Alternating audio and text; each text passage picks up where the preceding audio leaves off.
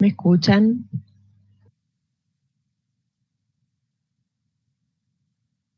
Bien, gracias, sí, Franco. Sí. Perfecto, muchas gracias. Bueno, continuamos. A ver, para que se entienda. Estamos diapositiva 7. Voy a poner un ejemplo para indicar qué es lo que voy a hacer ahora. Supongamos un movimiento que ustedes ya han estudiado, ¿sí? Supongamos que tenemos a nivel de tierra una esfera, ¿sí? Que se libera desde una cierta altura h, con una velocidad inicial que hemos dicho que es 0. ¿Está bien? Este es el movimiento de caída libre que hemos estudiado en la unidad 1, ¿sí? En la unidad 2 nosotros estudiamos que la fuerza que actuaba sobre este cuerpo era el peso, ¿está bien? Y esa fuerza, que era el peso puntualmente, en este caso en particular, era igual al producto de la masa por la gravedad. Como hemos supuesto que estamos en la Tierra, donde vamos a hacer la generalización de que la gravedad es constante, y trabajamos con cuerpos de masa constante, obteníamos una fuerza que era constante. Una fuerza constante, obviamente, implicaba que el movimiento que estábamos estudiando tenía aceleración constante. Y a su vez, en la unidad 1, en cinemática, vimos que cuando estábamos en situaciones de cuerpos que se movían linealmente con aceleración constante, el movimiento era rectilíneo, uniformemente variado, y habíamos encontrado que la ecuación de posición final era igual a la posición inicial más la velocidad inicial por el delta t más un medio de la aceleración por el delta t al cuadrado. Bien, entonces, ¿qué habíamos visto?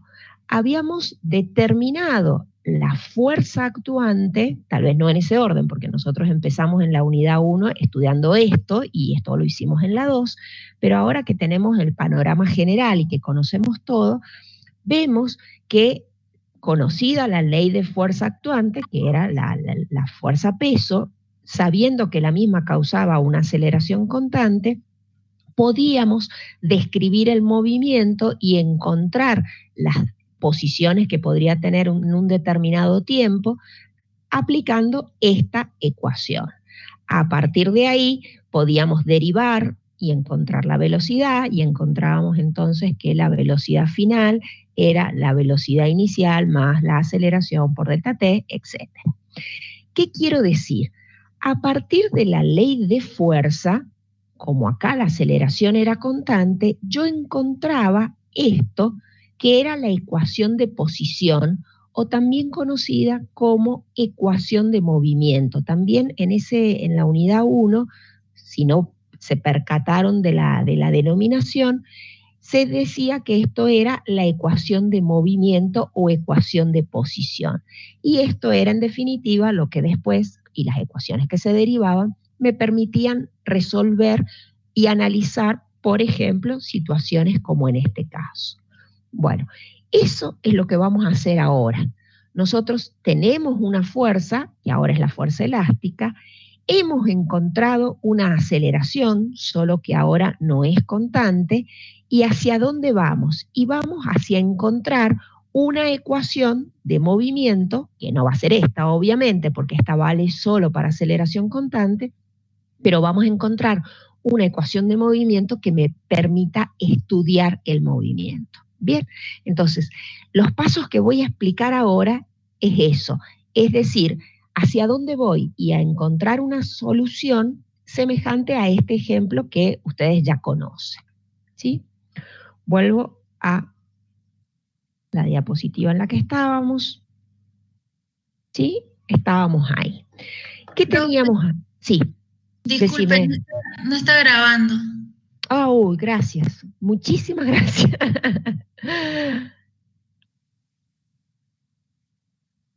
Bueno, ahora sí. Gracias por avisarme que no estaba grabando. Fundamental, porque si no, y no tenía desplegado el chat hacia abajo, así que no lo No lo había visto. Sí, pero así les queda a todos en el aula. Está bueno que ustedes lo graben, pero les queda disponible en el aula también para los que no pudieron asistir. Bien, sintetizo lo que dije recién y que no se había grabado.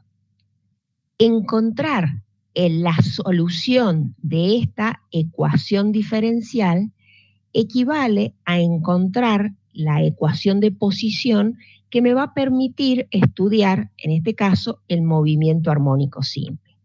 La característica que tiene este movimiento armónico simple, en particular la del sistema masa-resorte que estamos abordando ahora, es que la aceleración es una aceleración variable y con sentido contrario al desplazamiento, al vector X. Entonces, buscamos hacer esto, encontrar para esta ecuación, que sería en el ejemplo que di recién, que no quedó grabado, esto deriva de la ley de fuerza, ¿está bien? Entonces, en el ejemplo que mencioné hace un rato, se refería a la fuerza peso. Bueno, ahora tengo que encontrar la ecuación de posición. ¿Qué significa? Que tengo que encontrar una X en función del tiempo, porque nuestra variable acá es tiempo, si observan esta derivada. Entonces tengo que encontrar un X en función del tiempo que me permita satisfacer esta condición. Cuando yo encuentre ese X, ¿está bien?, que cumpla esta igualdad, yo diré entonces que he encontrado la solución. Ese camino para encontrar la solución, bueno, lo vamos a empezar a recorrer ahora, es un poco más extenso, pero para mostrar qué es encontrar la solución, voy a mostrar una función que no es solución, para que se entienda a qué me refiero, ¿sí? Entonces, supongamos que yo planteo una ecuación de X en función del tiempo, supongamos yo digo que X es igual a 3t². Eso satisface esto, ¿está bien? X es una función del tiempo. Muy bien, ahora yo debo corroborar que sea solución. Claramente no lo va a ser, estoy dando un antiejemplo, pero para que se entienda qué es lo que quiero lograr. Si yo hago la derivada de X con respecto al tiempo, la derivada obviamente va a ser 6t, ¿bien? Y si vuelvo a derivar X' con respecto al tiempo para obtener X segunda, que sería la aceleración, este resultado me va a dar 6, ¿bien? Entonces ya tengo mi función, su primera derivada y su derivada segunda con respecto al tiempo. Veamos si satisface la ecuación anterior. ¿Qué me dice esta ecuación? Me dice que la derivada segunda en mi ejemplo fue 6, ¿está bien?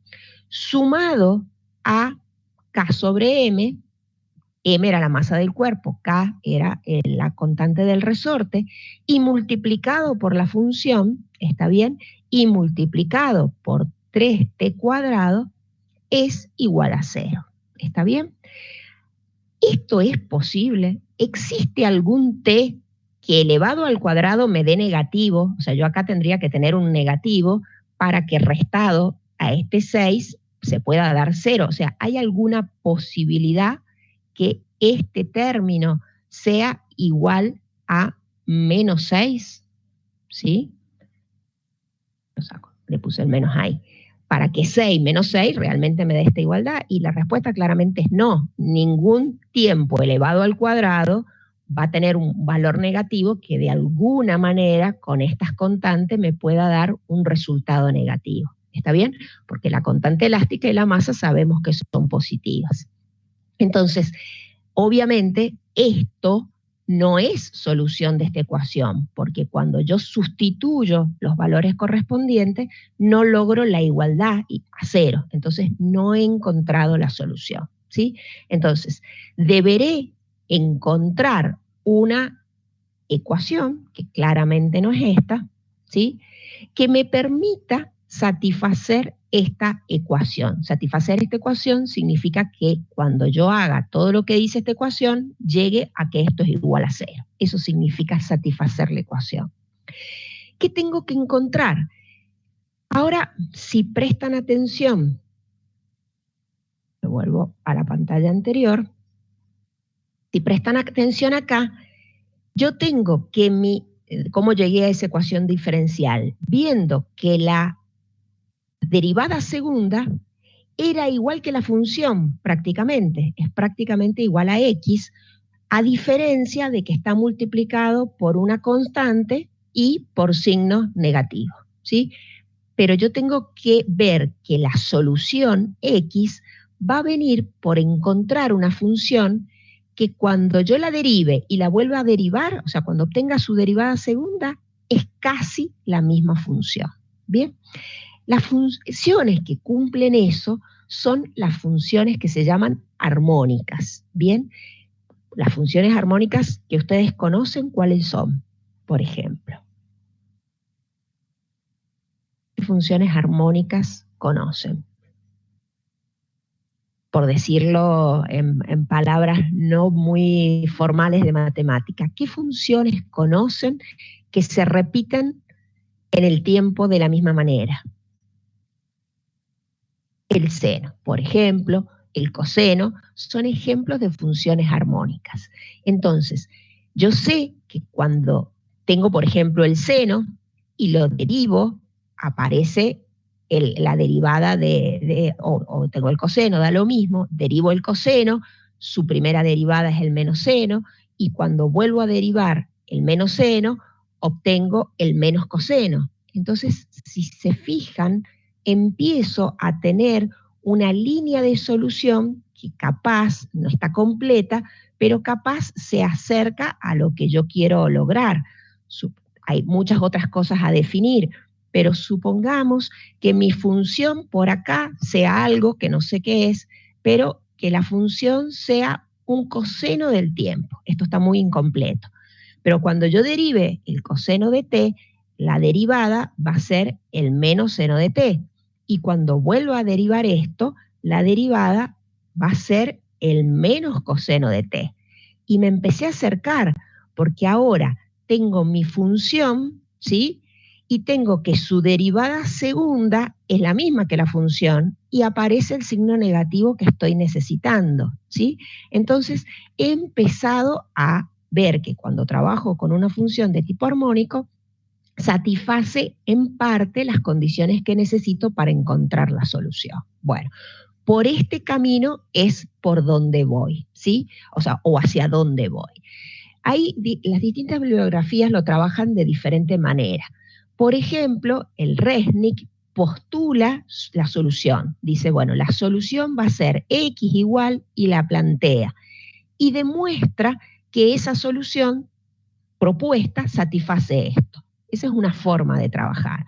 Otros textos lo que hacen es, por ejemplo, hacer una relación o mostrar la relación que existe entre el movimiento armónico simple y el movimiento circular uniforme y encontrar ese X. Ese es el camino que vamos a seguir nosotros. De todas formas, el otro camino es diferente, pero es igualmente válido. Entonces, al momento que ustedes preparen la materia, supongamos para rendir, deberán elegir aquello que para ustedes tenga más claridad, o sea, optar por qué camino les resulta más conveniente hacer la explicación. Entonces, vamos a encontrar esa relación y para eso vamos a ver cómo se relaciona el movimiento armónico simple con el movimiento circular uniforme. Estos son unos GIF que me permiten mostrarlo dinámicamente. Yo me voy a pasar de nuevo a pantalla compartida para que ustedes puedan ver eso con animación, ¿sí? Ahí está puesto en pantalla. Si alguien me confirma si lo pueden ver y procedo a explicar. Perfecto. Muy bien. Observemos, nos concentremos en mirar no me deja, esta partecita donde tengo la lupita, ¿sí? Esto que tengo acá, ahí, miremos ese puntito azul cuando yo lo deje de detener, ese puntito azul van a observar que lo que realiza es un movimiento circular uniforme. Bien, eso claramente se observa. Ahora bien, si a ese movimiento circular uniforme, justo lo detuve donde no debía.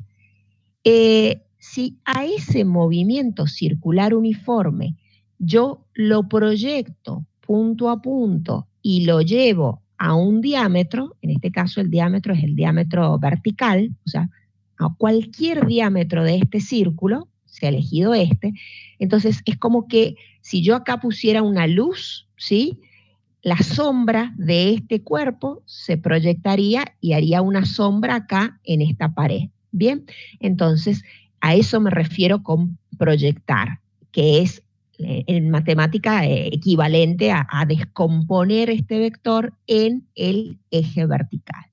Entonces, lo que figura acá abajo, el movimiento armónico simple es la proyección de un movimiento circular sobre un diámetro. Yo también podría proyectar ese mismo movimiento sobre, en vez del diámetro vertical, como lo hice en este caso, hago la proyección sobre el diámetro horizontal, ¿bien?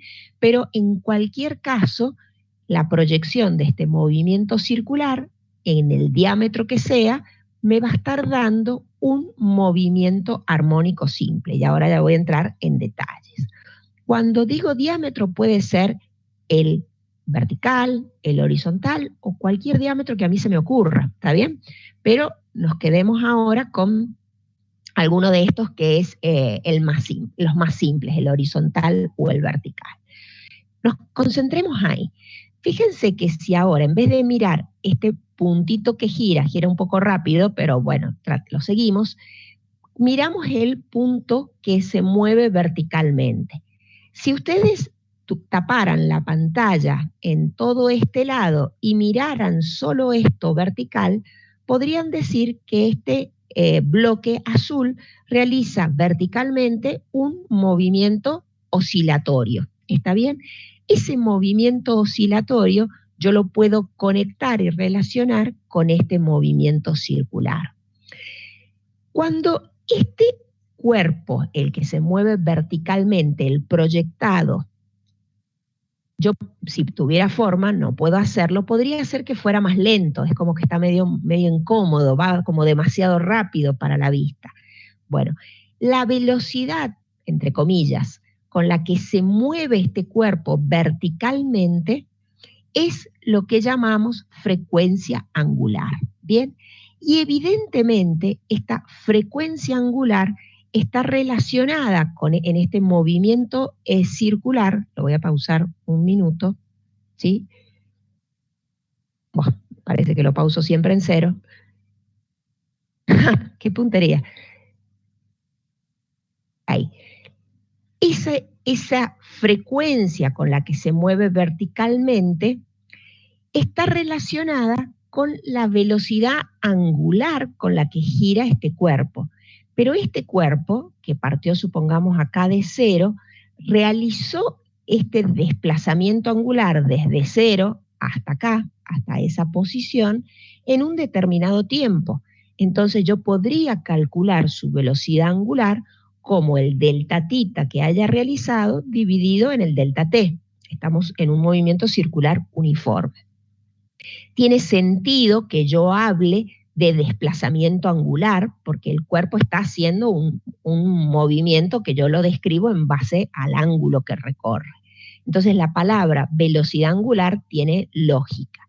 Ahora, si yo me concentro en mirar este punto se mueve verticalmente, ¿sí? No tendría mucho sentido que yo dijera que este punto tiene velocidad angular. ¿Bien? ¿Por qué? Porque no describe ángulos, sino que hace desplazamientos lineales. Entonces se le da el nombre de frecuencia angular. Si bien cuantitativamente, o sea, vale lo mismo esta frecuencia angular que la velocidad angular del movimiento circular que he visto que me sirve para describir. ¿Se entiende lo que acabo de decir? ¿Sí? Por eso, en las primeras diapositivas, cuando hablamos y relacionamos la frecuencia angular con el periodo, yo les dije que en el movimiento que habíamos visto en la unidad 5 habíamos hablado de velocidad angular. Tiene sentido hablar de velocidad angular, en este caso, en un cuerpo que describe un ángulo, pero este cuerpo La proyección se está moviendo linealmente, por eso no hablo de velocidad angular. La palabra correcta es, o la magnitud correcta a utilizar, es precisamente la de frecuencia angular. Bien, me dicen si se entendió lo que acabo de decir.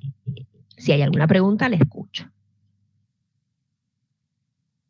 Bien, bueno, perfecto. Entonces, eso para aclarar las denominaciones y para aclarar que el estudio que vamos a hacer ahora, o sea, cómo vamos a encontrar la posición, fíjense, este es el origen, ¿sí? ¿Dónde está en ese momento detenido el cuerpo en esta imagen? Y está ahí. Entonces, el vector posición, ¿está bien? Ese vector posición va de ahí hasta acá, ¿bien? Sí, Josefina, esa frecuencia se le puede llamar frecuencia angular o al omega, me refiero, o frecuencia natural. Esas son sinónimos a la hora de denominarlo. En los problemas van a ver que en algunos casos se les pregunta como frecuencia natural, en otros como frecuencia angular, pero son sinónimos. A la frecuencia que simbolizamos con la letra F le llamamos frecuencia lineal o le llamamos frecuencia, simplemente. Bien. Entonces, lo que decía, en este caso, esperen que me responda el lapicito. Bien, la posición que tiene es esa. Esa es la posición que tiene el cuerpo que realiza el movimiento armónico simple. ¿Cómo voy a encontrar la ecuación de esa posición? Analizando las ecuaciones que correspondan, pero analizándolas a partir de este movimiento circular.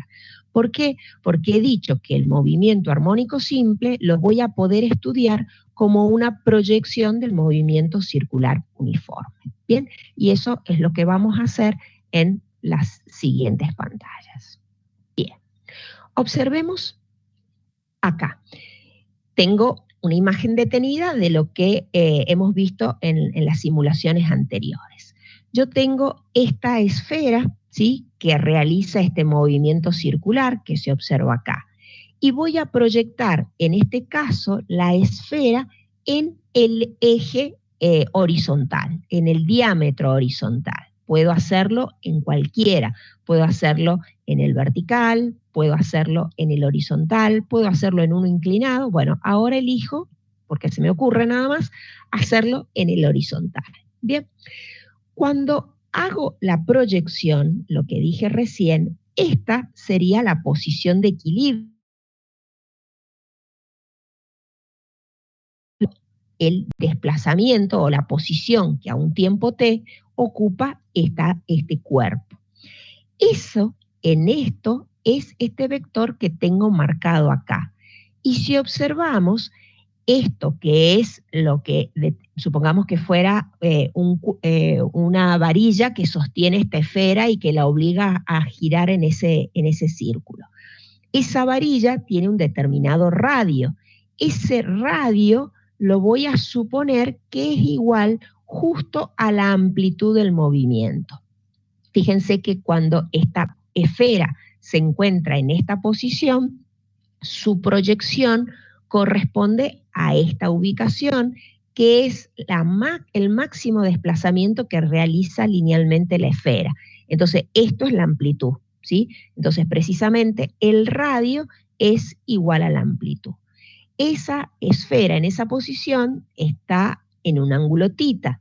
Entonces, ese x por trigonometría lo puedo expresar como A por el coseno de θ. De hecho, son coordenadas polares lo que he utilizado. Bien, pero a su vez, recordemos, eso lo escribo acá, que en el movimiento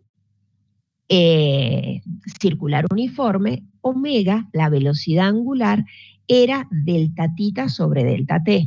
Bien, delta θ, recordemos que es el θ final menos el θ inicial sobre el tiempo final menos el tiempo inicial. Bien, si yo considero que a tiempo cero la esfera partió de esta posición, supongo que este fue el lugar donde estaba a tiempo cero, ¿qué ángulo ha formado ahí? Y ha formado también un ángulo de 0 grados. Entonces, para ese ejemplo que acabo de mencionar, el θ 0 sería 0 y al tiempo 0 también lo he hecho 0. Con lo cual, de esa expresión de ahí, llego a que omega ha sido igual a θ sobre t. Bien, ya le saco el subíndice de final. Por lo tanto, θ lo puedo escribir como aparece escrito acá, como omega por t. Bien, entonces esa es la explicación de por qué θ lo escribo de esta manera. Y ahora lo voy a sustituir ahí y me queda que x es igual a A por el coseno de omega t. Entonces, con esto lo que he encontrado es x en función del tiempo. He encontrado un determinado x. Después tendré que ver si ese x es o no solución. Ahora esta sí es la solución o vamos más cerca de que sea la solución. ¿Bien? ¿Preguntas hasta ahí? ¿Alguna duda? Bueno, sigo. Si hay dudas, después me detienen. Entonces, ¿qué he hecho? He estudiado el movimiento circular, pero de ese movimiento circular lo que a mí me interesa es su proyección, en este caso, en el diámetro horizontal. Cuando encuentro la ecuación de posición, llego a esta ecuación de posición que tengo ahí. Bien, a partir de ahí, ¿qué puedo hacer? Voy a pasar a analizar la velocidad y la aceleración posteriormente. A ver, veamos acá. ¿Qué tenemos acá? Tenemos que este cuerpo que estaba en un movimiento circular uniforme y que se estaba moviendo con un desplazamiento angular en ese sentido, ¿está bien? Si yo represento en esta posición su vector velocidad, recordemos que el vector velocidad es tangente a la trayectoria, entonces tengo representado ahí el vector velocidad, ¿sí? Pero yo quiero ahora encontrar no la velocidad que tiene ese cuerpo que hace el movimiento circular, sino la velocidad que tiene el cuerpo que realiza el movimiento oscilatorio, porque yo estoy estudiando esto. Y esa velocidad es únicamente en el eje de las X. Entonces, de este vector, lo que yo tengo que analizar es su proyección en el eje de las X. Y si observan, este vector ha quedado apuntando hacia la izquierda, ¿sí? Por eso, ese vector B en esta expresión tiene signo negativo, porque ha quedado contrario, acá no está escrito, pero se ha asumido que hacia la derecha estoy adoptando mi sistema de coordenadas positivo. Entonces, por trigonometría, este ángulo θ que tengo ahí es ese ángulo θ que tengo acá en esa imagen, y si yo calculo el seno de θ, va a ser el cateto opuesto, que va a ser B, sobre la hipotenusa, que es la velocidad tangencial o lineal. Por lo tanto, la velocidad B, que es la componente en el eje de las X, va a ser esto, que es lo que a mí me interesa. Nuevamente θ lo reemplazo como omega por t, ¿bien? Y a su vez recuerdo que la velocidad tangencial, esto es de la unidad 5, expresarla como la velocidad en un movimiento circular, como la velocidad angular por el radio. Pero en este caso, el radio yo lo he identificado como un valor idéntico a la amplitud de este movimiento. ¿Está bien? Entonces, en el movimiento circular hablo de velocidad angular, pero cuando ya me paso al movimiento armónico simple, hablo de frecuencia angular. Entonces, la velocidad que tiene el cuerpo que realiza el movimiento armónico simple va a ser igual, estoy haciendo sustitución de acá, a menos la velocidad tangencial, pero la velocidad tangencial es omega por A, multiplicada por el seno de θ, pero θ lo he escrito como omega por t. Entonces, he encontrado una ecuación de velocidad, ¿bien?, que también obviamente es función del tiempo. Bien, me detengo un minuto ahí. Si hay preguntas, los escucho, y si no, continúo. Bueno, sigo, ustedes saben que si no, nos volvemos. Un análisis semejante voy a hacer ahora al momento de analizar la aceleración. Me vuelvo al ejemplo que tenía yo. Tenía mi esfera que se movía en un movimiento circular uniforme de esta manera.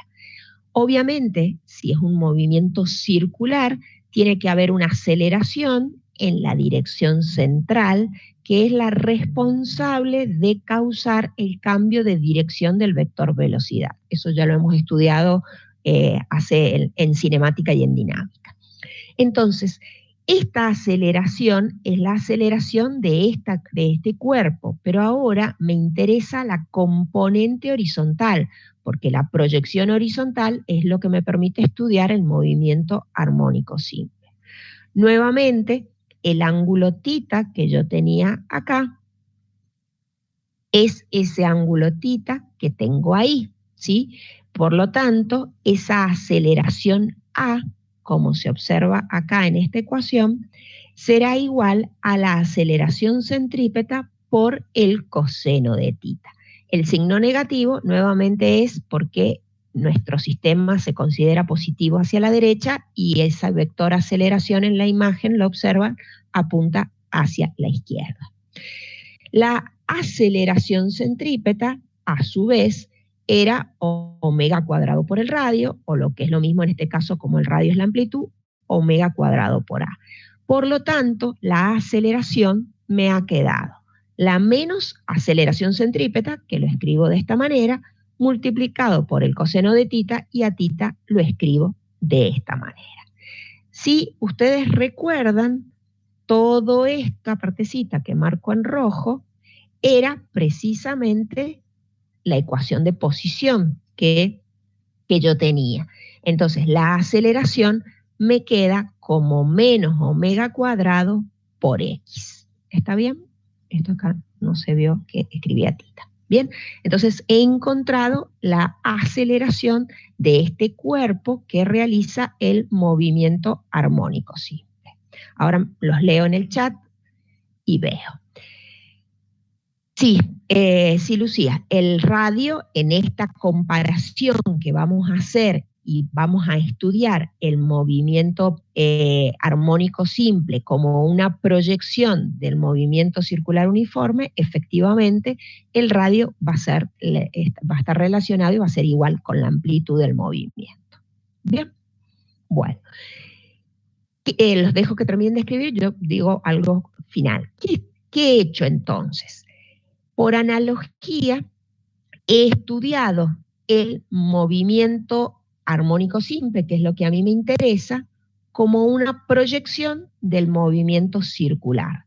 Entonces, a partir de analizar el movimiento circular, que ustedes es algo que ya conocen, pero ahora analizar solo las variables proyectadas, he obtenido las variables que caracterizan a mi movimiento armónico simple.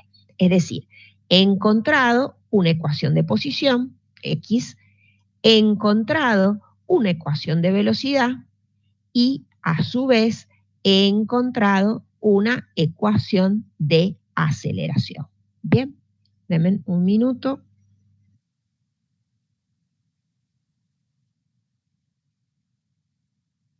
Bien, y a ver una cosa. Leo ahora profe, el signo negativo es porque va en sentido contrario.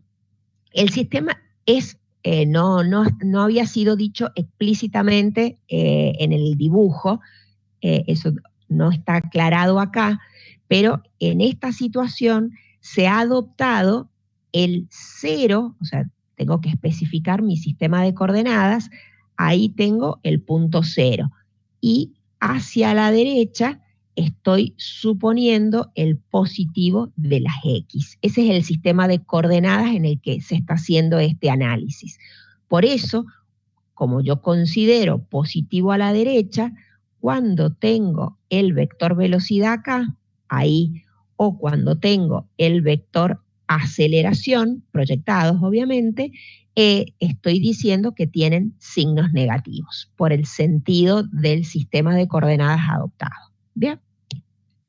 Bueno, no voy a demostrarlo ahora, lo vamos a ver ya en unas diapositivas más adelante, pero presten atención así de manera rápida. Fíjense que acá tengo la ecuación de X. Si yo derivo esta ecuación, es la derivada del coseno. O sea, la derivada del coseno es el menos seno. Y estoy derivando con respecto al tiempo, así que también tengo que derivar el argumento de esta función.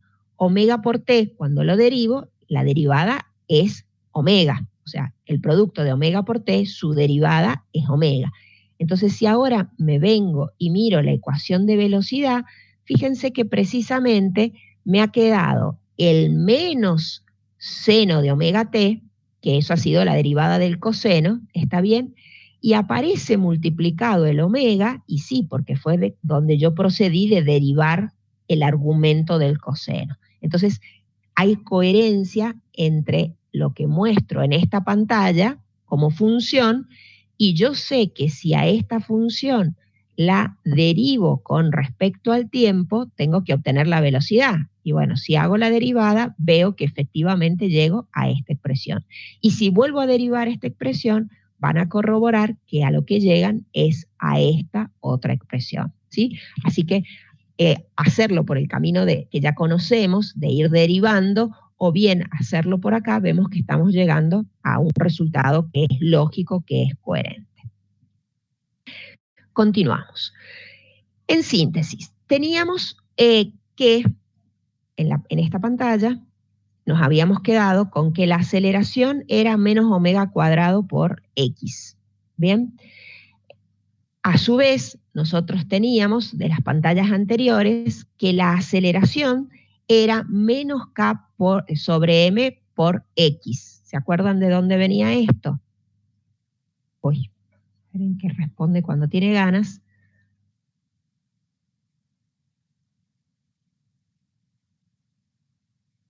De acá. Cuando analizábamos la ecuación a partir de la segunda ley de Newton, habíamos encontrado que la aceleración era igual a esto.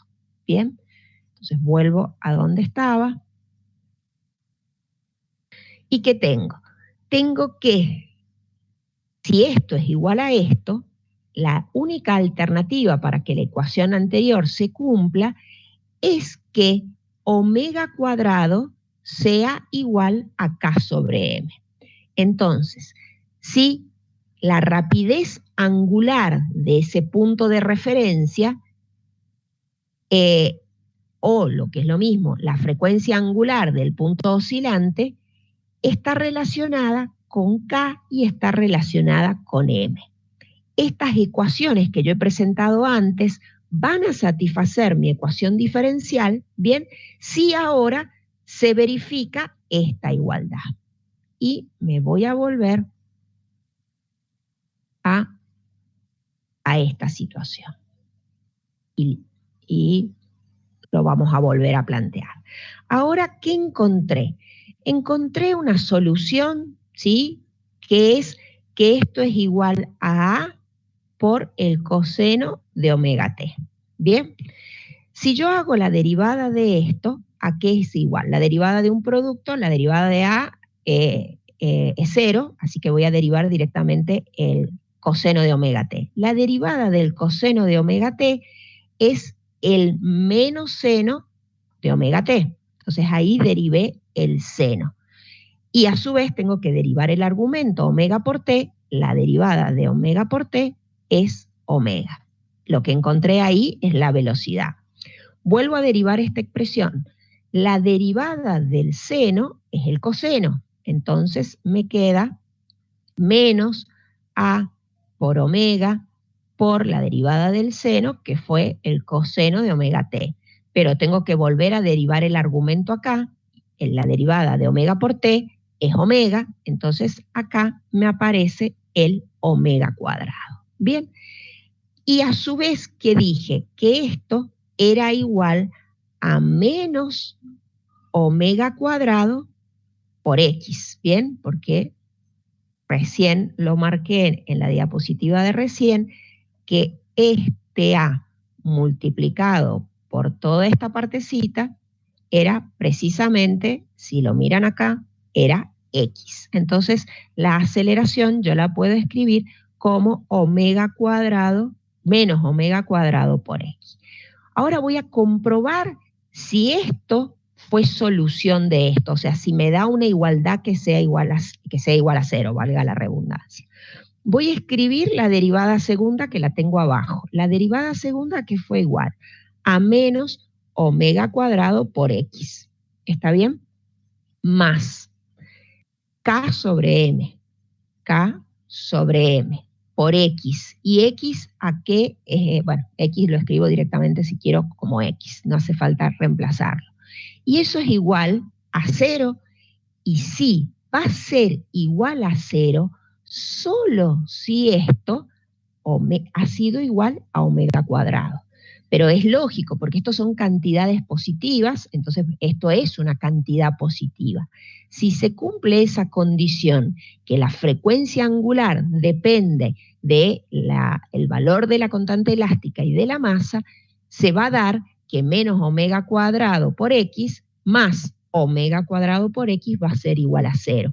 Entonces, he encontrado una ecuación que ahora sí es solución, ¿bien? De la ecuación que yo he planteado.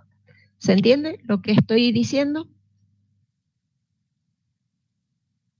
¿Por qué vuelvo sobre esto? Porque esto es una matemática que ustedes tal vez no conocen. Si tuvieran cálculo 2, yo podría avanzar un poco más rápido, porque la comprensión de la parte conceptual la tendrían. Si hay algo de lo que he dicho que no se entiende, pregunten, y si no, avanzo.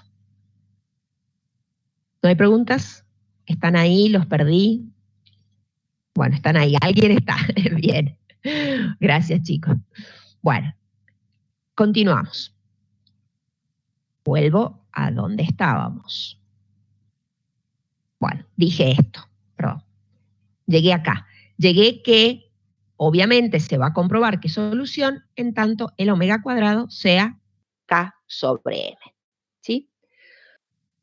Muy bien. Omega cuadrado K sobre M. Pero a su vez, recordemos lo que ya habíamos escrito antes, que es, esperen que esto responde de vez en cuando, que es que la frecuencia angular omega era 2pi por frecuencia lineal, o también omega era 2pi sobre periodo.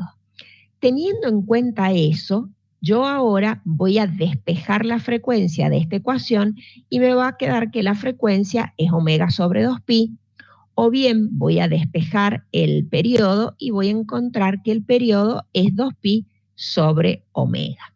Entonces, como ahora sé lo que es omega, lo he sustituido en esta ecuación. Y estas ecuaciones lo que me permiten encontrar es la frecuencia lineal o el periodo de qué depende para un sistema masa-resorte. Si ustedes observan esta ecuación, claramente de lo que me informa esta ecuación, concentrémonos en el periodo, pensemos en el periodo. Yo veo que a mayor masa puesto en esta ecuación, obviamente va a ser mayor el periodo, ¿está bien? Y a mayor K que yo introduzca en esta ecuación, obvio que está con la raíz cuadrada, pero cuanto mayor sea el K que yo utilice, cuanto más duro sea mi resorte, significa eso, el periodo va a ser menor.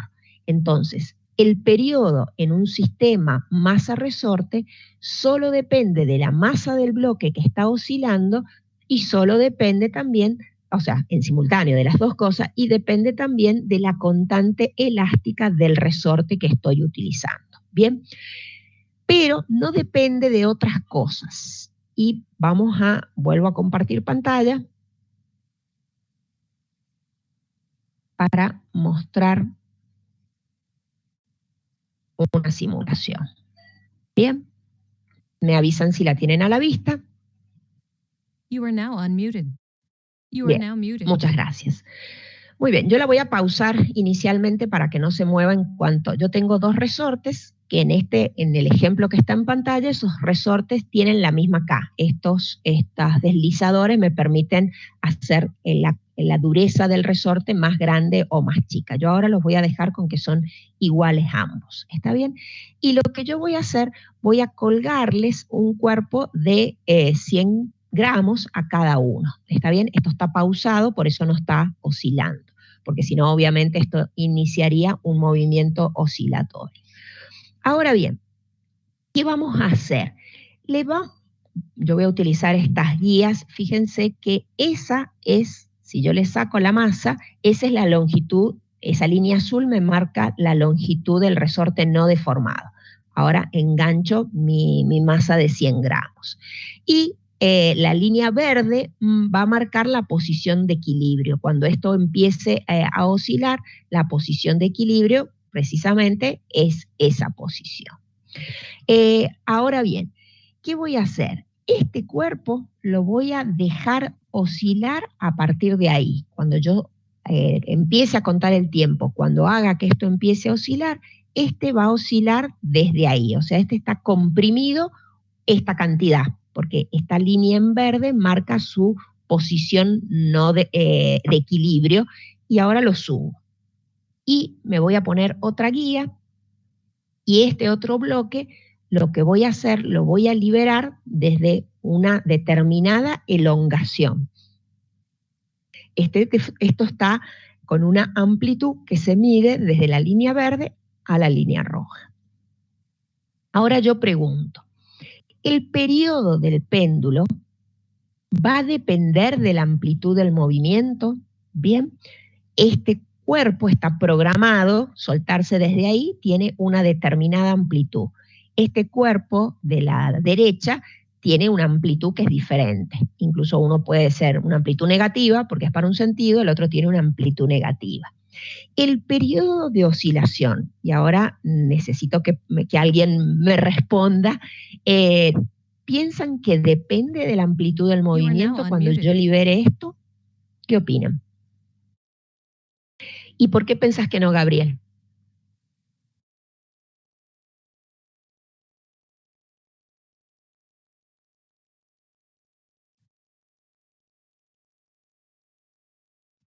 Bien, va por ahí, va por ahí.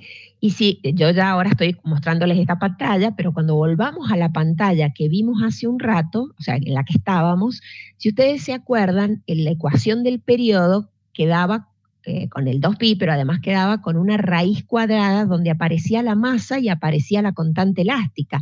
O sea, nunca aparecía A, nunca aparecía la amplitud. Intuitivamente uno podría llegar a confundirse y decir, no, si este tiene una menor amplitud, es como que lo va a cumplir a la oscilación completa en menos tiempo. Pero observemos lo que pasa. Cuando animamos y vemos cuando vuelvan ambos cuerpos a la misma posición, vuelven en el mismo momento. ¿Está bien? Entonces, el periodo de oscilación es independiente de la amplitud de movimiento. Solo depende de la constante que tenga este resorte o los resortes y de la masa del cuerpo que yo esté liberando. Otra cosa que yo podría plantear, y bueno, si yo, supongamos, libero el cuerpo desde acá, pero no lo libero, lo empujo, le doy una cierta velocidad, bueno, eso no lo puedo mostrar con la simulación, porque la velocidad solo es 0 en el punto de partida en esta simulación, pero tampoco afectaría, o sea, si yo este cuerpo lo empujara con una determinada velocidad, haría un desplazamiento que llegaría hasta más abajo por tener una velocidad inicial, pero el periodo no se ve afectado. Lo único que condiciona el periodo es que yo cambie la masa, por ejemplo, esa. Observen ahora que sí llegan en tiempos distintos. ¿Ven? Totalmente. O, por el contrario, si yo al cuerpo le pongo la misma masa, fíjense que le pongo la misma masa, habíamos visto, y el mismo K, habíamos visto que el periodo era el mismo, obviamente, Pero ahora lo que voy a hacer, este resorte lo voy a aumentar. Han visto que se engrosó este resorte, es como que lo hice más duro. Aumenté el K. Si aumenta el K, va a disminuir el periodo, ¿bien? Y observen que este ya llegó y este todavía no, ¿bien? Entonces, el periodo del péndulo, perdón, el periodo de este sistema masa-resorte, vuelvo a la pantalla de la clase, solo depende del valor, en el sistema masa-resorte, obviamente, de la masa y solo depende de K. Perfecto. Muy bien. Ahora veía que habían respondido en el chat, pero cuando me voy a pantalla completa no los puedo leer, así que no había visto las respuestas que habían dejado, salvo la que dijeron después por micrófono. ¿Está entendido? ¿Alguna pregunta hasta acá? Bueno, seguimos. Vamos ahora a la solución de la ecuación diferencial. ¿Bien? Denme un minuto que se me ha quedado tildado. ¿Ven bien mi pantalla? ¿Me confirman que a mí me había salido un cartelito de pantalla compartida? ¿Están viendo la pantalla de presentación, me refiero? Sí, gracias. Bien, vamos ahora a la solución de la ecuación diferencial. La ecuación diferencial era esta, recordemos.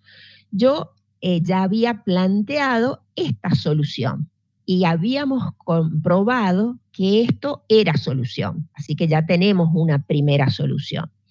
Pero en esta primera solución, solo, o sea, si se acuerdan las demostraciones, no sé si las borré.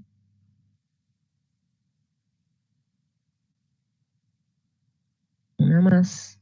Sí, lo borré. Pero yo había dicho que ¿por qué hacía esta sustitución? Porque había considerado que el omega era el desplazamiento sobre el tiempo. Pero el desplazamiento era posición final menos inicial. La inicial acá había sido 0. O sea, en este análisis que yo había hecho, sí o sí había partido con un θ 0 igual a 0. Bueno, ahora yo voy a proponer una solución más general, donde a tiempo 0 yo puedo estar acá, supongamos. Parto de ahí. No necesariamente tengo que salir del 0 de mi sistema de coordenadas, sino que puedo salir desde un desplazamiento angular inicial. Cuando planteo esa solución, que es más general, ¿qué introduzco en este argumento? Introduzco ese ángulo phi que aparece ahí. ¿Qué es phi?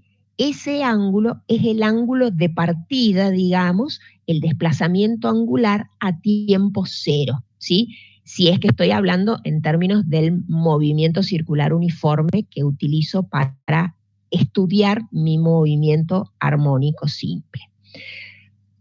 Voy a seguir y ya les voy a demostrar eso o voy a explicar un poquito más de este phi. Entonces, mi solución, ¿me dan un minuto?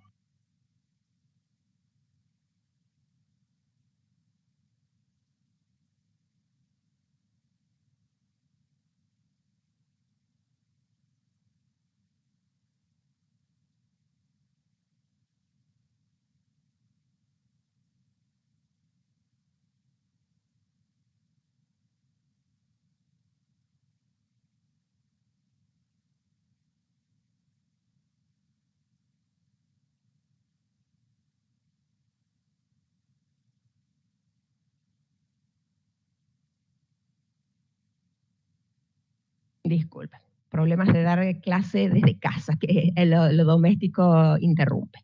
Bien, continúo acá. X entonces era mi solución, ¿sí? Y ahora vamos a analizar cada elemento que aparece en esa solución. Aparece A, que ya habíamos visto que era la amplitud o máximo desplazamiento. Todo lo que está escrito entre paréntesis, que es el argumento de la función coseno, recibe el nombre de fase. Esa es la denominación que vamos a utilizar. El ángulo phi, que es el que corresponde al desplazamiento a tiempo 0, se denomina constante de fase o ángulo de fase inicial. eso es a tiempo cero. De esto ya voy a dar un poquito más de detalle en un momento. Y omega, como ya hemos visto, es precisamente la frecuencia angular. Entonces, estos son los elementos que componen, o las magnitudes que componen mi solución, y la denominación que vamos a utilizar para hacer referencia a cada uno de ellos está aclarada porque es un vocabulario nuevo, y en los ejercicios o en las preguntas que después hagamos a futuro vamos a hacer referencia a, bueno, determine la constante de fase. ¿Qué le vamos a estar preguntando? Le vamos a estar preguntando este ángulo phi. ¿Bien? Bueno. Y ahora vamos a aclarar un poquito más eso de la constante de fase, que es un poco complejo explicarlo en fijo. ¿Sí? Y me voy de nuevo a pantalla compartida. ¿Me confirman si están viendo lo que yo veo? El bloquecito moviéndose. Bien, gracias. Veamos ahí. Tenemos este bloque unido al resorte que hace el movimiento armónico simple que estamos analizando. Yo podría decir, bueno, voy a estudiar el movimiento y lo voy a estudiar ahora. Cuando lo detuve ahí, bien, está en una posición que no es la máxima, que no es la mínima, se encuentra con una velocidad hacia la derecha, pero yo prendo mi cronómetro en este momento. Entonces, el movimiento tiene una determinada posición que está marcada con ese vector en negro y una determinada velocidad que está marcada por ese vector en verde. El movimiento siempre es el mismo bloque con el mismo resorte, pero lo empiezo a estudiar acá, con estas dos condiciones de posición y de velocidad. Eso caracteriza o da un valor específico del ángulo phi, o sea, el ángulo de fase inicial. Si yo, por el contrario, empezara a estudiar mi movimiento ahí, tendría un ángulo de fase que es diferente. ¿Está bien? Entonces, entender eso se simplifica o se hace más sencillo si miramos la combinación de estos dos GIF. Supongamos que yo voy a estudiar mi movimiento ahí. Fíjense que miro o hago zoom en donde tengo la lupita. Si yo miro, tengo una posición positiva y tengo una velocidad positiva. Si yo hiciera la comparativa con el movimiento circular uniforme, corresponde a un punto que está donde yo estoy poniendo la lupita, ahí, ¿bien? Y que si yo lo proyecto en el eje, en un diámetro, viene acá, ¿bien? La posición, si ustedes recuerdan, estaba descrita por un ángulo, la posición estaba descrita por una función armónica que podía ser el seno o el coseno. Bueno, acá tengo representada una función que puede ser el seno o el coseno, cualquiera de ellas. Ahora bien, ¿qué es el ángulo phi? Cuando yo congelé y dije que empezaba a estudiar o prendía mi cronómetro a tiempo cero, acá tenía una posición positiva y una velocidad positiva de acuerdo al sistema de coordenadas que venimos adoptando. Eso corresponde en esta gráfica, fíjense que este valor del 0 que está acá a ese valor tengo un desplazamiento positivo. Y si esta gráfica que estoy representando acá es la gráfica de posición-tiempo, si yo le dibujara ahí una recta tangente, ¿sí? Una recta tangente y le calculo la pendiente de esa recta tangente sería positiva también, con lo cual coincide con que este vector velocidad es positivo. ¿Y dónde está el ángulo de fase? El ángulo de fase es el ángulo phi, es el ángulo que viene desde acá hasta acá en la comparación que yo hago entre el movimiento circular uniforme y el movimiento proyectil. Esto es un poco capaz complejo de entender. Remarco lo que dice ahí. La constante de fase, es decir, ese ángulo phi del que estamos hablando, nos indica en qué punto del ciclo se encontraba el movimiento a tiempo cero. Y el valor que tenga ese ángulo phi va a depender de la posición inicial, o sea, de la posición a tiempo cero, y de la velocidad, es decir, la velocidad a tiempo cero. Bien, si yo, fíjense que ahí lo detuve con una posición positiva y una velocidad positiva. Si yo ahora congelo mi imagen, vamos a dejar que avance un poquito más. Si yo congelo mi imagen ahí, en este caso tengo que mi posición es negativa, este vector apunta hacia la izquierda, la velocidad es negativa. Si miro esta gráfica, efectivamente la posición ha sido negativa, ese puntito está acá abajo, a tiempo cero, ¿está bien? Y a partir de ahí, si represento la recta tangente, me va a quedar una línea así, que me va a marcar que tiene una pendiente negativa, es decir, la velocidad es negativa. Y el ángulo de fase con respecto al caso de recién fue distinto. Si ustedes recuerdan, el ángulo de fase nos quedaba por acá. Ahora fíjense, salgo de cero y me voy, doy toda la vuelta y llego a este ángulo que tengo acá. El ángulo de fase ha sido un ángulo que está en el tercer cuadrante. Bien, a diferencia de otra situación en donde, por ejemplo, ahí el ángulo de fase está en el primer cuadrante. Bien, preguntas, dudas, dejo de compartir la pantalla para volver al chat. Me dicen si se entendió eso, si hay preguntas las hacen. ¿Alguna duda?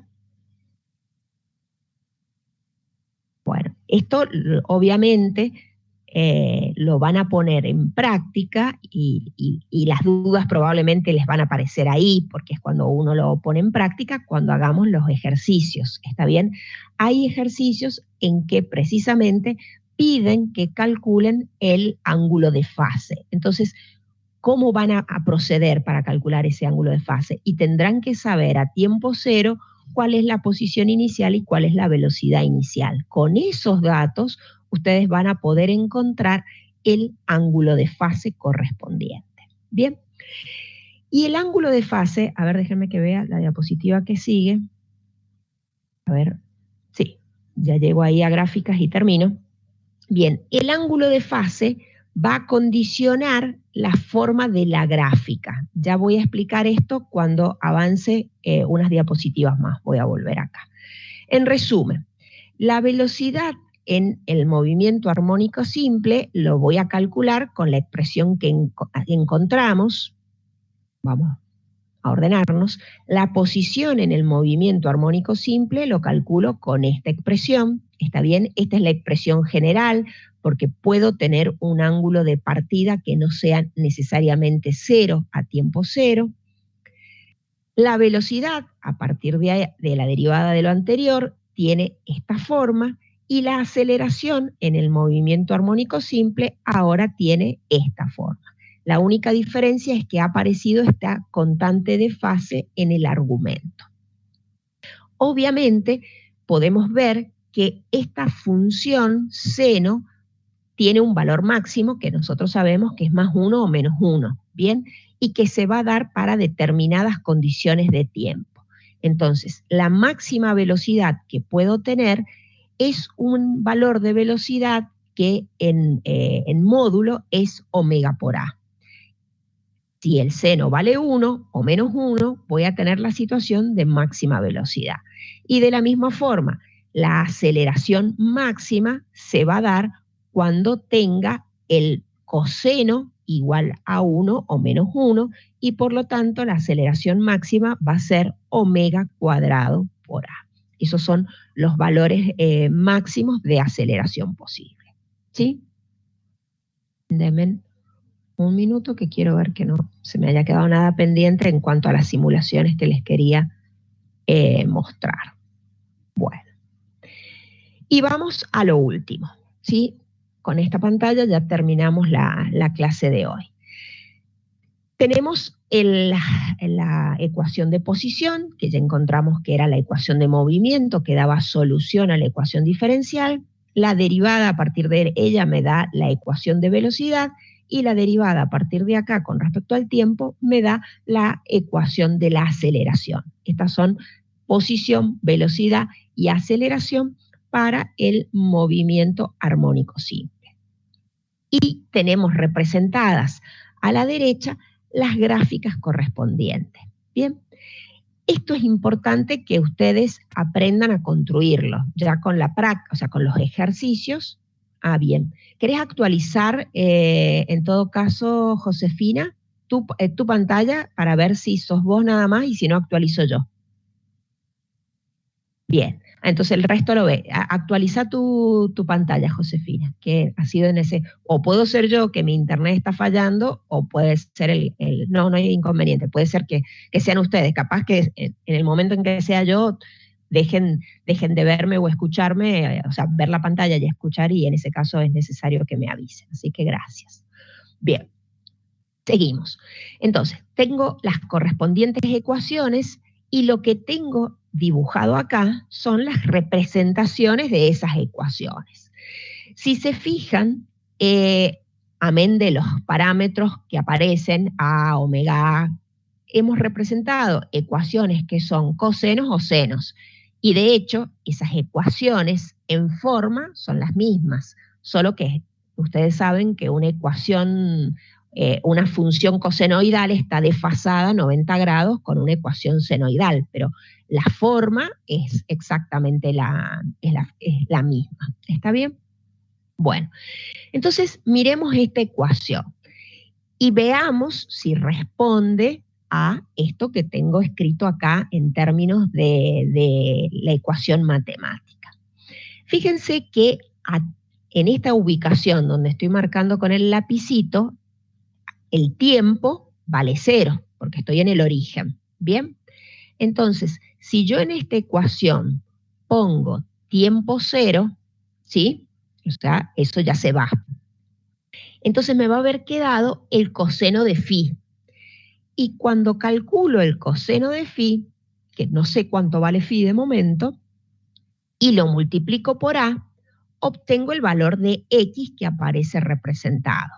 Pero en esta gráfica que tengo en pantalla, el X ha sido A. O sea, en la situación que tengo en pantalla, yo ya tengo la información. A ver, directamente voy a poner A.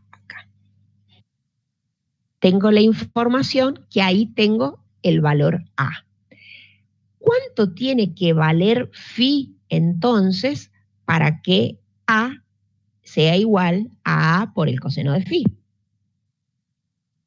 ¿Cuánto ha valido en este dibujo el phi considerado? ¿Entienden lo que estoy preguntando o repregunto? Pensemos, el coseno de 90, ¿a qué es igual? ¿Se acuerdan el círculo trigonométrico? Las proyecciones. A ver si no tengo acá, supongamos. Me vengo ahora sí, bien. Lo voy a dibujar, pero eso está bueno. Esto es fundamental que ustedes lo recuerden y lo tengan en claro. Cuando ustedes tienen, ahora analizo el círculo trigonométrico, digamos.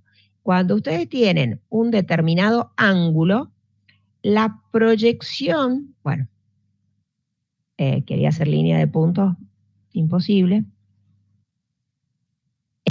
Supongamos que marco así la proyección horizontal y la proyección en el eje vertical, aproximadamente igual. Y ahora voy a marcar la proyección acá, la estoy marcando bien gruesa. Esta es la función coseno, es el cateto adyacente a este ángulo θ que tengo acá, ¿bien? Y la proyección, vámonos con este otro color, vertical, sería el seno, es esto que me da acá, ¿sí? Entonces, cuando yo digo que para un determinado ángulo, supongamos ese ángulo que fuera, qué sé yo, 40 grados, por decir, el coseno es positivo, Bien, estoy asumiendo un sistema de referencia hacia acá positivo.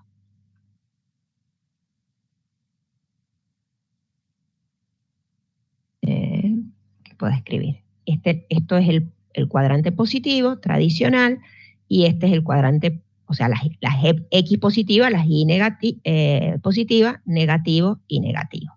Bien, bueno, miremos acá. Esto les va a servir mucho para la parte práctica. Cuando yo tengo ese ángulo de fase, cuando yo tengo un ángulo de fase inicial, supongamos, o un ángulo cualquiera, en el primer cuadrante, yo sé que la función coseno claramente es positiva, porque estoy en las X positivas, y la función seno también es positiva. Pero en este primer cuadrante que tengo acá, yo tengo tendría que haberlo dejado en una pantalla en blanco, pero lo voy a escribir chiquito acá. X, ¿a qué era igual? Era igual a A por el coseno, bueno, de omega t más phi. Por ahora le voy a poner un tita nada más, para hacerlo más corto. Y la derivada de eso que me daba la velocidad era menos A, bueno, necesito el t, denme un minuto porque si no, no va a quedar coherente. Me voy a quedar... Me ordeno para explicarles, lo escribo y ya lo explico. La velocidad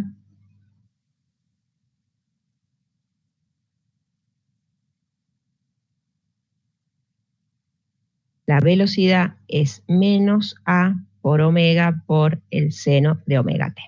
Ahora me olvido del phi, no importa. A ver, veamos. Si el ángulo, el argumento que yo tengo, está bien, pertenece al primer cuadrante, ¿está bien? Si yo pongo acá, por ejemplo, un coseno de 40, yo sé que el coseno de ese 40 tiene un valor que es positivo. Entonces, significa que si estoy en esta posición, en la del primer cuadrante, la posición que tendrá un signo positivo. Pero la velocidad, ¿qué signo tendrá? Bien, y esto es muy importante analizarlo. Fíjense que acá la función seno, que era lo que tenía marcado, la función seno es positiva. Entonces yo sé que el seno va a ser positivo, pero la velocidad es el menos seno. Entonces la velocidad de un cuerpo que esté oscilando y que coincida en ese cuadrante va a tener una velocidad que es negativa. Bien, ese análisis que he hecho yo acá es algo que los invito a que ustedes lo realicen para los otros cuadrantes. Cuando yo tenga ahora, me voy a uno más para ejemplificar otro y el resto dejo que lo solucionen ustedes. Supongamos que yo tengo un ángulo acá, ¿bien? O sea, el ángulo ahora es ese que va hasta ahí. La proyección de ese ángulo en el eje de las X, que me está dando el coseno, ¿sí? La proyección es negativa. Entonces yo sé que en el tercer cuadrante un ángulo en eso me está indicando un ángulo que es negativo. Pero la proyección en el eje vertical, que es el seno, si miran acá, el seno es negativo, pero la velocidad es menos seno. Entonces, un cuerpo que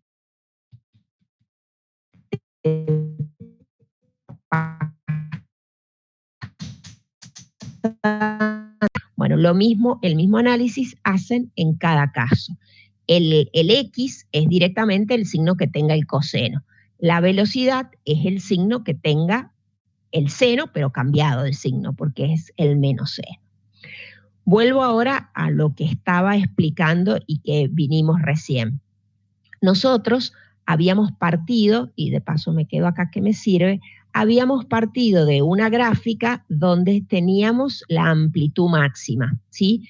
Y yo pregunté, ¿para qué phi corresponde? La respuesta correcta tiene que ser un phi tal que el coseno me dé 1. Bueno, ¿en qué situación el coseno vale 1? Cuando el ángulo lo tengo acá. cuando el ángulo es de 0 grados. Cuando el ángulo a considerar es un ángulo que está vertical, o sea, que es de 90 grados, su proyección en el eje de las X vale 0. Si tienen la calculadora y ponen coseno de 90, van a ver que les da 0. En cambio, el coseno de 0 es lo que les da 1. ¿Bien? ¿Se entendió?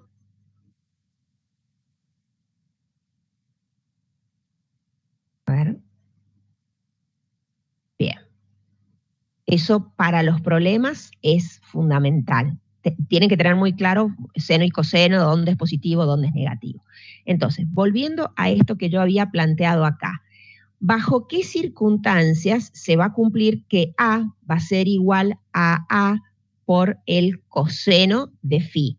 Solo si el coseno de phi vale 1. Entonces, solo en esa circunstancia A va a ser igual a A. ¿Y cuando el coseno de phi vale 1? Y cuando phi toma el valor de 0 grados. ¿Bien?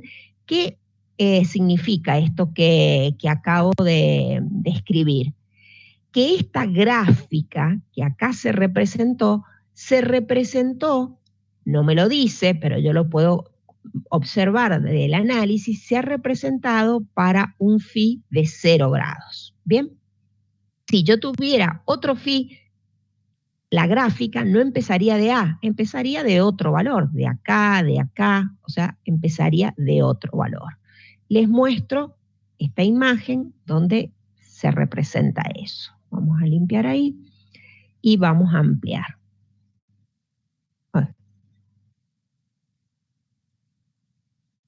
Bien, miremos esa gráfica ahora.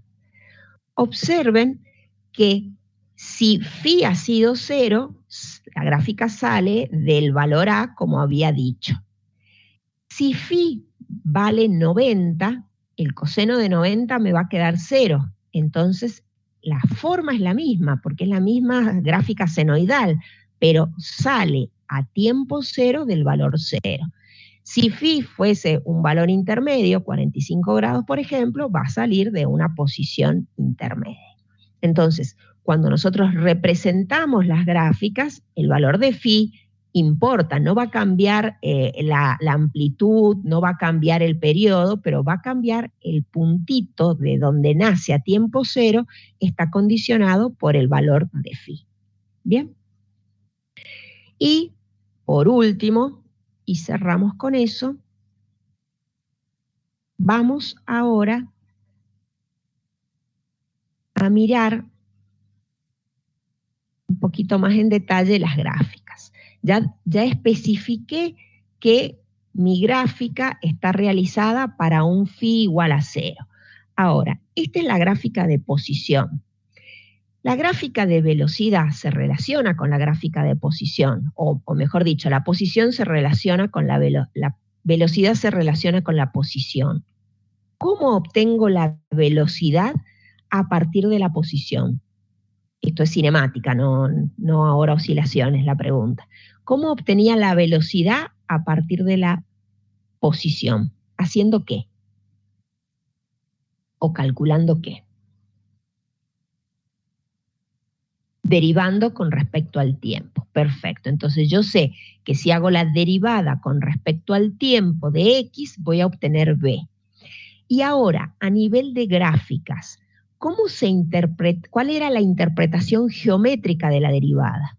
¿Qué tenía que hacer yo? Eso también lo vimos en cinemática, para calcular la velocidad instantánea, por ejemplo, a nivel de gráficas.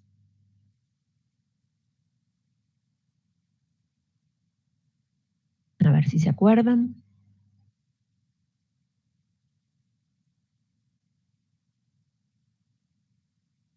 Los veo escribir, espero que lleguen las respuestas, o prende el micrófono. La recta tangente al punto. Te voy a agregar una palabrita, bien franco. Ahí aparece la palabrita justo adelante en la frase de Gabriel. Es la pendiente de la recta tangente, ¿está bien? Entonces, eso es lo que yo voy a hacer acá. Yo sé que en este punto, o vamos a un punto fácil, supongamos ahí, ¿está bien? En ese punto yo le dibujo la recta tangente.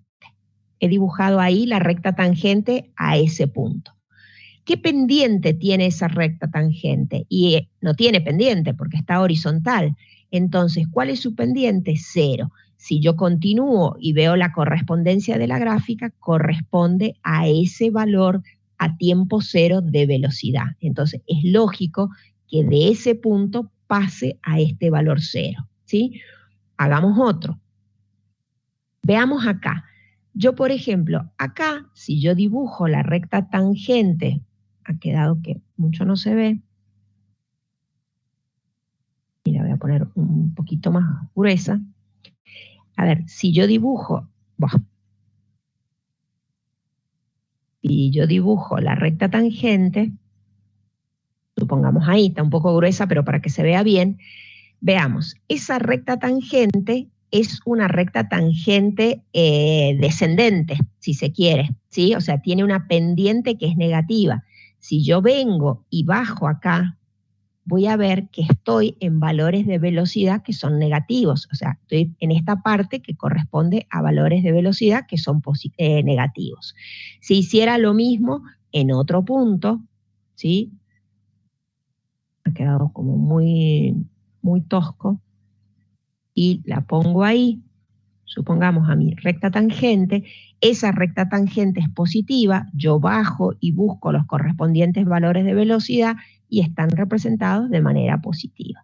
Y lo mismo que hice recién, lo voy a hacer para la gráfica de, no lo voy a hacer con detalle ahora, pero lo mismo, si yo estoy con la gráfica de velocidad y le dibujo la recta tangente en un punto cualquiera, ¿está bien? Por ejemplo, ese punto corresponde, que no tiene tan pendiente esa recta, es aceleración 0. Entonces ustedes pueden construir la primera de las gráficas, supongamos, construyen en detalle la gráfica de posición y los otros puntos los sacan haciendo la lógica.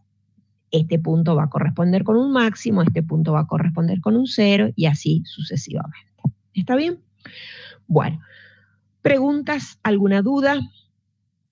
Nos hemos pasado unos minutitos.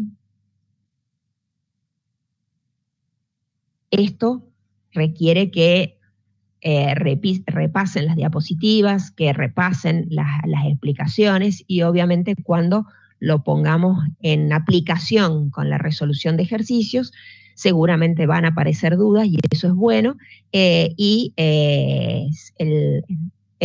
Obviamente ahí veremos qué dificultades tienen y qué cosas pueden haber aparecido dudas. Bien, respondo lo que pregunta Gabriel. El final son las dos cosas, es teórico y práctico. Bien, así que ya más adelante cuando avancemos hacia el cierre del trimestre, ya les contaremos detalle de la modalidad de examen. Habitualmente el examen se rendía de manera oral, preparaban un tema, lo ponían, les hacíamos un ejercicio de aplicación, les hacíamos preguntas. Esa metodología no entro en detalles ahora porque la vamos a modificar. Obviamente la virtualidad implica que modifiquemos la forma de tomar examen. Pero no lo hemos cerrado todavía a la metodología, puede tener una metodología semejante a los parciales, en donde ustedes tengan que resolver algo y enviarlo, y además con una defensa oral a través de videoconferencia de alguna parte de su parcial, de su examen, o sea, con una evaluación, una parte oral, otra parte escrita. Así que ya cuando estemos en esa instancia ya les daremos detalles de cómo sería el final. Pero sí se evalúan las dos cosas, teoría y práctica. ¿Bien? Muy bien. En los ejercicios, sí, seguramente, Matías, es buena señal que aparezcan dudas, porque cuando no hay ninguna duda, es poco probable que sepan absolutamente todo. Nadie sabe absolutamente todo. Es más, a mí hasta cuando aparece un nuevo ejercicio, uno vuelve a repensar y a preguntarse. Así que las dudas siempre son buena señal. Hay que abordarlas en cada caso y irlo solucionando. Muy bien. Muy bien.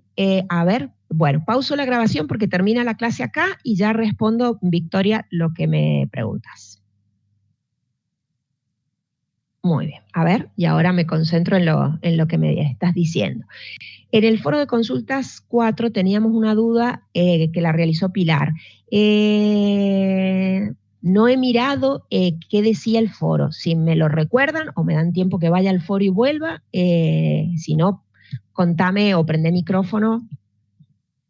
Bueno, voy. Deme un minuto.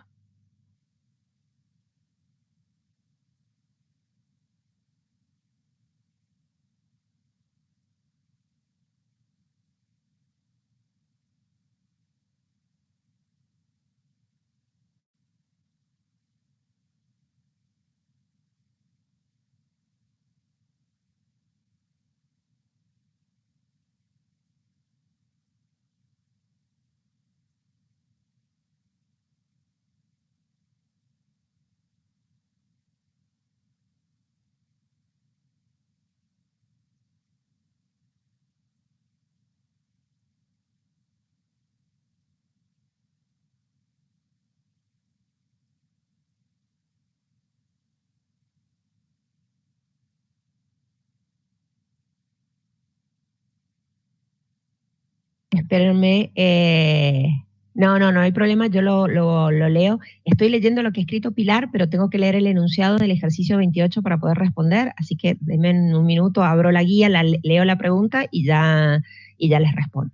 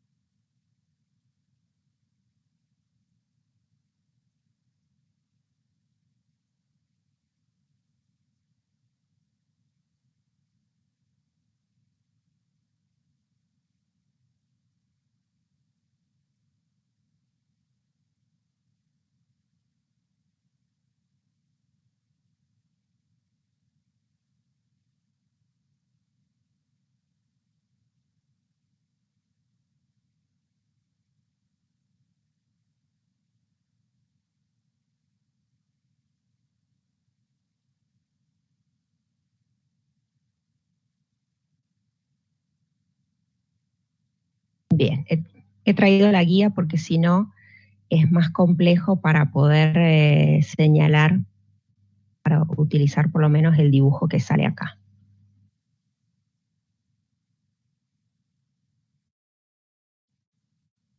Y acá estábamos.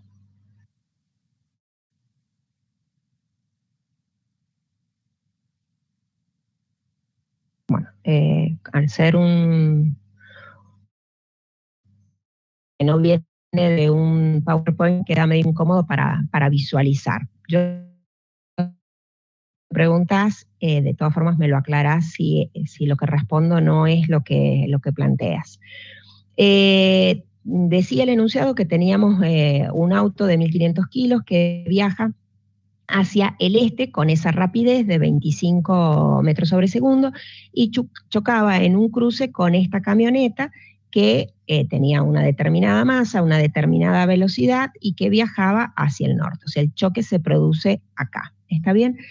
Me pedía encontrar la magnitud de la velocidad que tenían esos vehículos después de la colisión, suponiendo que tenían una colisión perfectamente inelástica, es decir, plástica, que continuaban como unidos después de la colisión. Bien.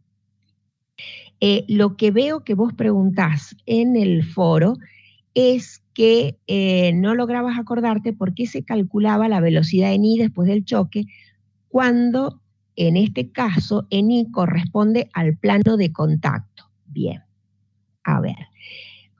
No tenemos dibujado el punto de impacto acá, ¿está bien? Pero el plano de contacto no es el eje de las I, ¿está bien? No es que esta esfera llega y se posiciona, o sea, hablando como esfera o de autos, digamos, no es que este cuerpo llega y se posiciona y este lo colisiona frontalmente, que haría que la línea de choque sea el eje de las X y la línea del plano de contacto sería el eje de las Y. Acá no está representado el momento de la colisión, pero evidentemente por la dirección en la que están saliendo los cuerpos, ¿está bien? Eso no es, el plano de contacto no es el vertical. Ha quedado un choque que cuando ha llegado uno con otro, el plano de contacto no es la vertical. De hecho, a ver, es difícil en fijo acá. Voy a tratar, dame un minuto, voy a tratar de dibujar algo a ver si ayuda a la representación. A ver, no es que llegue una esfera y la otra esfera y estén justamente enfrentadas, ¿bien? En esa situación, el plano de contacto sería así, ¿bien? Sería el eje de las Y. En esta situación, por la velocidad en la que está y porque el movimiento es en dos dimensiones y te han dado los datos de cómo han salido los vectores velocidad, eso te está dando la pauta de que el plano de contacto no ha sido así, sino, a ver si lo puedo representar, yo tendría esta esfera, supongamos, o este cuerpo, ¿sí? Y el otro ha quedado al momento de colisionar, es difícil dibujarlo, pero supongamos el plano de contacto ha sido algo así en el momento de la colisión, ¿está bien? Y la línea que queda formada a partir de ahí, la perpendicular, me está determinando la línea de la colisión. Bien, por eso esos cuerpos después salen en esa línea. Entonces, el plano de contacto es realmente un eje que no es el eje de las Y. Bien, no sé si se entiende, Victoria. Sí, profe, eso sí lo entiendo, pero era eso lo que tenían como dudas de qué tomamos la velocidad en X como que no era constante y después, en este caso, la velocidad en Y tampoco es constante. No sé si me explico bien. Está bien, porque el eje, a ver, creo que he entendido lo que me estás preguntando. El eje Y se le da nombre a este eje. O sea, ¿en qué eje le cambiemos las denominaciones? Espérate. A este azul, supongamos, yo le voy a llamar eje normal o un eje N, ¿está bien? Y a este, el eje amarillo o verdecito, que no sé, le llamo eje, qué sé yo, de la línea de choque, no sé, con una C, o normal y tangencial podría ser. Les pongo esa nomenclatura. Cuando acá se ha referido a la componente X, ¿sí? Y a la componente Y, hablemos de la componente Y, que es por la que vos preguntás, esa componente Y, cuando yo la coloco acá, ¿está bien? Sí se ve modificada. Si uno habla de eje normal, ¿está bien? Como ahí no hay dirección de la fuerza que interviene en la colisión, no, esta componente no va a estar modificada. Y toda la aplicación del coeficiente de restitución lo tendría a lo largo de la línea que he marcado como C. Pero por eje Y, cuando el eje Y tiene una variación, sí tiene una variación de la cantidad de movimiento en el eje de las Y, porque el eje Y no es el eje del plano de contacto. No sé si se entendió. Lo que vos... Sí, entonces cada vez que tengamos ejercicios tendríamos que hacer el momento de impacto antes y después, y ahí nos vamos a dar cuenta qué velocidad y tendrían que preocuparse en averiguar, y eso lo da el enunciado del problema y cómo sigue, en determinar cómo es la línea de choque y cómo es el plano de contacto. ¿Está bien? No me acuerdo si había otro dibujito acá. Claro, por ejemplo, en estos dibujitos de acá. Bueno, en ese aparecía señalado, está bien, claramente dibujado, que es lo que te quería dibujar yo hace un rato, que esta esfera está golpeando centralmente a esta esfera, que no sería el caso del choque de los autos. Entonces, en ese caso, las fuerzas de contacto, una actúa horizontalmente hacia la derecha, sobre A actuará horizontalmente hacia izquierda, y perpendicular a esas fuerzas de contacto tengo lo que es el plano de contacto donde no hay ninguna fuerza neta. Bien, entonces, en este eje Y, que ahí sí coincide con el plano de contacto, corresponde decir que no va a haber variación de la velocidad en el eje de las Y. Pero a diferencia de eso, en este caso, ¿sí? ¿Qué tenemos acá? Tenemos que el eje Y, que lo he representado acá, no es el plano de contacto. Entonces, por lo tanto, sí tiene una variación.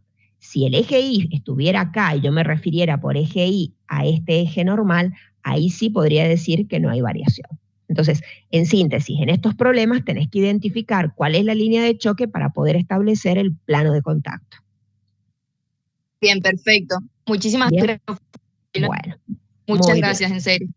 Bueno, de nada, chicos. Nos vemos en un rato más. Vayan a descansar los que tengan que rendir el parcial esta tarde. De todas formas, no se preocupen, no vamos a ir a estos ejercicios de 2 dimensiones, así que no pierdan tiempo ahora en estudiar adicionalmente ejercicios de 2 dimensiones. Es preferible que descansen y estén con la cabeza descansada para poder pensar bien en el parcial. Pero no porque no corresponda tomarlo, o sea, sí corresponde tomarlo. Lo que pasa es que estamos haciendo los parciales más sencillos, más abocados a lo mínimo necesario, así que bueno, van a tener situaciones de colisión obviamente, pero en una dimensión. Así que bueno. Bueno chicos, hasta la tarde, que les vaya muy bien a la tarde a los que tengan que rendir. Me despido, hasta luego.